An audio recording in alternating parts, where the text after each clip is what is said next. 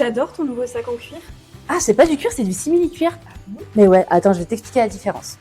Alors, le simili-cuir est composé d'une base textile, généralement un polyester, qui sera enduit d'une couche de liquide plastifiant. Ça le rend vraiment très résistant et on peut l'utiliser pour de nombreux usages comme des accessoires, un joli sac, une tête de lit ou encore de la décoration, des coussins ou des fauteuils. On peut y appliquer différentes finitions, telles qu'un embossage pour y apporter du grain ou pour donner un effet peau de bête. On peut aussi l'avoir en fini brillant, mat ou encore avec un imprimé. Pour coudre du simili-cuir, rien de plus simple. On va venir utiliser une aiguille spéciale cuir, un fil qui va être super résistant, donc c'est du 100% polyester.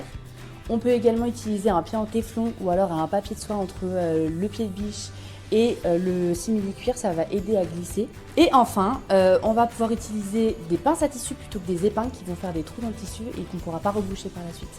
Pour entretenir son simili-cuir, on va venir utiliser un chiffon assez doux avec une eau savonneuse.